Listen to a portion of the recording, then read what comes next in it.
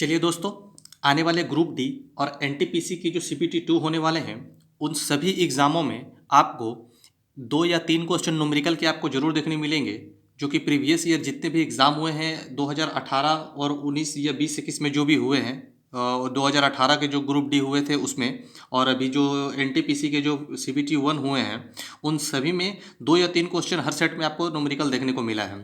तो ये just practice के लिए है। आप वीडियो को पॉज करो, प्रॉब्लम को सॉल्व करो, उसके बाद वीडियो को पूरा देख करके देख लो कि आपने जो सॉल्व किया है वो सही है कि नहीं। ये जस्ट प्रैक्टिस के लिए है। मैं हर 1 या 2 दिन में 2 क्वेश्चन को रैंडमली कहीं से भी डालूंगा, जो आप प्रैक्टिस करने के लिए आप इसको देख करके आराम से प्रैक्टिस कर सकते हैं। ठीक है, और आपके एग्जाम के लिए भी बहुत बेनिफिशियल है। तो चलिए आज के पहले क्वेश्चन की ओर बढ़ते हैं।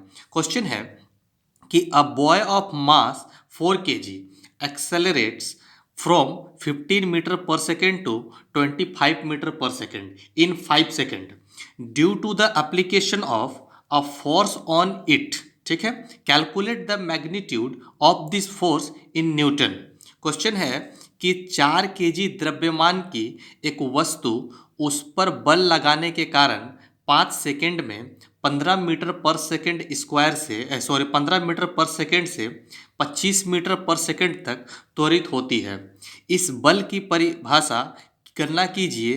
तो किस में कीजिए? न्यूटन में कीजिए। न्यूमेरिकल का सबसे आसान तरीका है दोस्तों क्या, कि जो भी चीज़ें आपको दी हुई है पहले आप उसको लिख लो। जैसे इस क्वेश्चन में क्या दिए हुए हैं, पहले क्या दिया हुआ है, तो मान लो कि 4 kg द्रव्यमान दिया हुआ है। क्या है? 4 kg द्रव्यमान। तो आप यहाँ लिख सकते हैं कि द्रव्यमान क्या दिया है, द्रव्यमान कितना है, जिसे हम लोग किस से डिनोट करते हैं, तो m से। और क्या है, तो ये कितना दिया हुआ है, तो 4 kg दिया हुआ है। ठीक है, अच्छा अगला चीज़ क्या दिया हुआ है, तो टाइम यानी 5 सेकेंड दिया हुआ है ना। क्या दिया हुआ है? समय दिया हुआ है। क्या? समय। उसको हम लिख लेते हैं। ठीक है, ये टाइम दिया हुआ है, कितना दिया हुआ है, तो 5 सेकेंड दिया हुआ है। ठीक है, अगला चीज़ है 15 मीटर पर सेकेंड एंड 25 मीटर पर सेकेंड। ठीक है, तो एक होता है प्रारंभिक वेग। ठीक है, क्या होता है? प्रारंभिक वेग, जिसे हम लोग u से डिनोट करते हैं। और ये क्या दिया हुआ है, तो 15 मीटर पर सेकेंड। और ये क्या है? अंतिम वेग। ठीक है, ये क्या है? अंतिम वेग, जिसे हम लोग v से करते हैं। ये क्या है?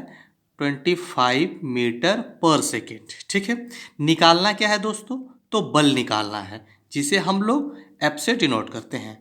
अब हम लोग नहीं है। अब दोस्तों पहला चीज़ है कि ये जो भी चीज़ें दी हुई है हम लिख लिए। अब लिखने के बाद क्या है कि बल, अभी बल का क्या होता है फॉर्मूला, तो बल का फॉर्मूला जो होता है, क्या होता है? बल का फॉर्मूला होता है, बल का फॉर्मूला क्या होता है? द्रव्यमान। बल का फॉर्मूला द्रव्यमान इंटू त्वरण होता है। ठीक है, बल को हम लोग किससे करते हैं?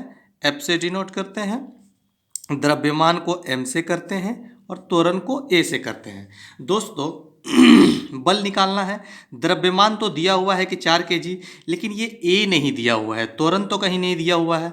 तो मैंने जो फॉर्मूला, जो इसके प्रीवियस वीडियो में जो आपको फॉर्मूला दिया है, आप अगर फॉर्मूला अच्छे से नहीं रट पाओगे और नहीं रटोगे तो कोई भी प्रॉब्लम सॉल्व नहीं होगा। तो पहले अगर आपने वो फॉर्मूला याद नहीं किया है तो फॉर्मूला आप याद कर लें। ठीक है, इसके बारे में मैंने यू के बारे में बताया है, वी के बारे में बताया है, तो आप उस वीडियो को जरूर देख लें। ठीक है, अभी क्या है, तो क्या है, तो हमें पहले ए निकालना होगा। ठीक है ना। अभी ए का क्या होता है, तो ए का एक फॉर्मूला क्या होता है, ए का फॉर्मूला क्या होता है, मान लीजिए ए हमें निकालना है। तो ए का जो फॉर्मूला होता है मैंने वो लिखाया है, आपको प्रीवियस वीडियो में बताया है, भी माइनस यू। ठीक है, बाई में टाइम। भी क्या है, तो 25 दिया हुआ है। यू कितना है, तो प्रारंभिक वेग यानी 15 दिया हुआ है। और टाइम कितना दिया हुआ, 5 दिया हुआ है। तो कितना हुआ, ये हो गया 10 और ये हो गया 5, ये क्या हो गया 2, है ना। क्या हो गया 2, यहाँ पे कितना आया 2, तो ए बराबर कितना आया 2। अब हम सिंपल है, वैल्यू पुट कर देंगे। एम के बराबर दिया हुआ है 4, और इंटू ए के बराबर हमने क्या निकाला 2, और आंसर क्या हो जाएगा 8 न्यूटन। ठीक है, सिंपल है। ठीक है ना, ये मैंने बता दिया है कि आपको यू कैसे याद रखना है, प्रारंभिक वेग को, इसमें कंफ्यूज नहीं होना है। मैंने प्रीवियस वीडियो में बताया कि ट्रिक से कि आप इसे यू और वी में कंफ्यूज नहीं कर रहे हैं कि कौन सा प्रारंभिक है और कौन सा अंतिम है। ठीक है, इसमें आप कंफ्यूज नहीं हो सकते हैं, इसलिए मैंने प्रीवियस वीडियो में बहुत शानदार तरीके से बताया है ट्रिक कि आप भूल नहीं पाओगे। चलिए दूसरा क्वेश्चन है। दूसरा क्वेश्चन क्या है कि दूसरा क्वेश्चन है कि find the work done in joule. Joule में फाइंड करने बोल रहा है। When a charge of 24 coulomb moves across a potential difference of 6 भी। ठीक है, भी क्या है, वोल्टेज है। क्वेश्चन क्या है हिंदी में कि जब 24 कूलम यानी सी से इसको डिनोट करते हैं कि धारा 6 वोल्टेज है ना, भी को वोल्टेज को भी से करते हैं कि विद्युत विभवांतर में चलती है, तो किए गए कार्य यानी जूल में आपको बताना है। ठीक है, तो जूल में आपको बताना है। तो कार्य क्या होता है, एक ऐसा कार्य होता है जो हम लोग करते हैं, उसका अलग फॉर्मूला होगा, वो क्वेश्चन जब आएगा तो हम लोग उसको डिस्कस करेंगे। ये कौन सा कार्य है, तो ये बिजली के ऊपर जो होता है ना, कि बिजली की जो खपत होती है उस पे कार्य होता है, तो ये उस पे है। तो इसका क्या फॉर्मूला होता है दोस्तों, इसका एक फॉर्मूला होता है कि कार्य, ठीक है, क्या होता है, कार्य बराबर संभावित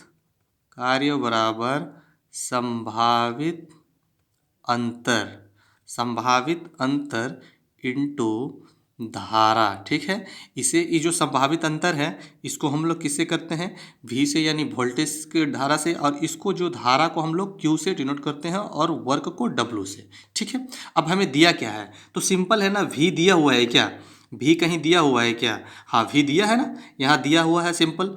तो 6V इंटू में धारा यानी Q कहीं दिया हुआ है क्या, तो 24 जूल, हाँ दिया हुआ है, ये सिंपल हो गया। इन दोनों को कैलकुलेट कर देंगे 144 जूल। ठीक है, इसका आंसर जूल इसका आंसर हो जाएगा। ठीक है, बहुत ही जल्द दूसरे वीडियो में मिलेंगे, उसमें फिर हम लोग कोई 2 क्वेश्चन को रेंडमली उठाऊंगा ताकि आप इस आने वाले एग्जाम में जो न्यूमेरिकल है उसकी बहुत अच्छे से प्रैक्टिस हो जाए। Thank you for watching. अगर दोस्तों वीडियो अच्छा लगता है तो दोस्तों को भी शेयर कर दें। ठीक है, अगले वीडियो में बहुत जल्द मिलेंगे।